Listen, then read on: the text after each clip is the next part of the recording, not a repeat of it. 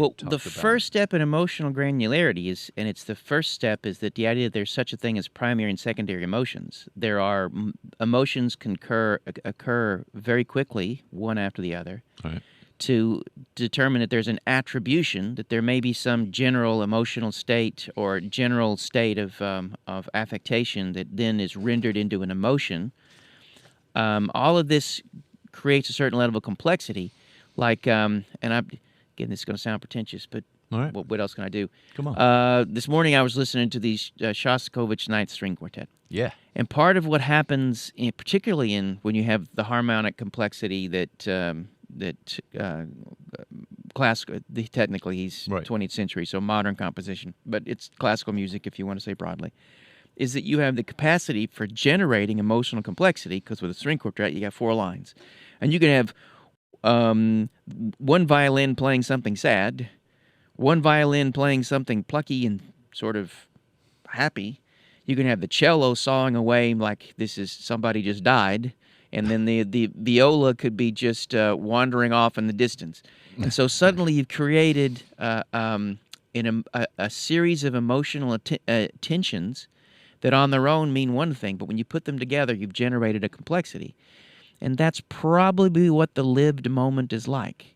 And so emotional granularity is the ability to be able to be present with your own inner state in the same way you would with a sunset or a work of art or a piece of music, to be able to see that there is this complexity and it can be important.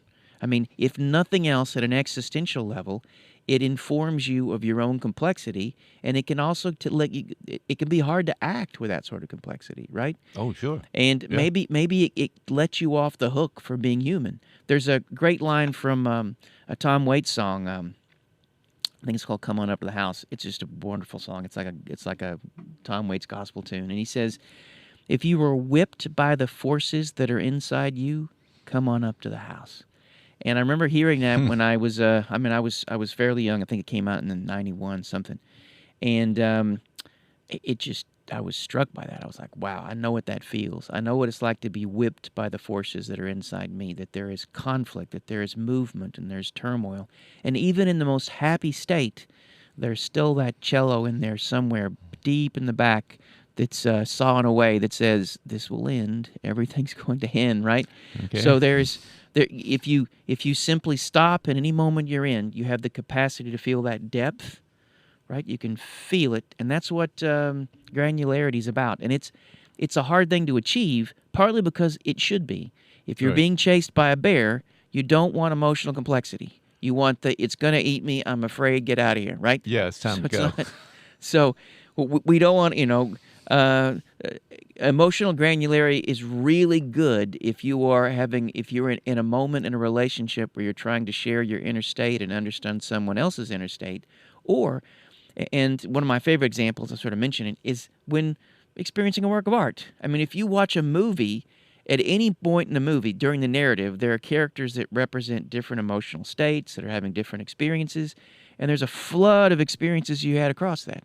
I mean, you can Right. think of the gloomiest, darkest films, and that would be like maybe Ingmar Bergman films, which I love that guy. Oh, yeah, I love that I stuff. love that guy. It's great. But even there are moments of lightness. There are moments of, so there are all sorts of things that go on. And so when you sit down to consume a piece of art or to experience it, and it can give you purchase for your own inner states. Like one of the first things that really struck me with like Beethoven symphonies, for instance. Like Right. take something like Beethoven's Fifth, which is this point, everybody knows what that is. Yep. It said, when I listen to it, I think this is kind of what feelings are like, because with Beethoven there's, bum bum bum bum, and then suddenly the violins sound kind of happy, and then so bum bum bum bum Yeah, comes wait a back, minute. and then it goes, and so you can literally see how he takes the symphony as a palette, the crayon box, and he colors with it in a way that generates an emotional granular tension that makes it art with a capital A.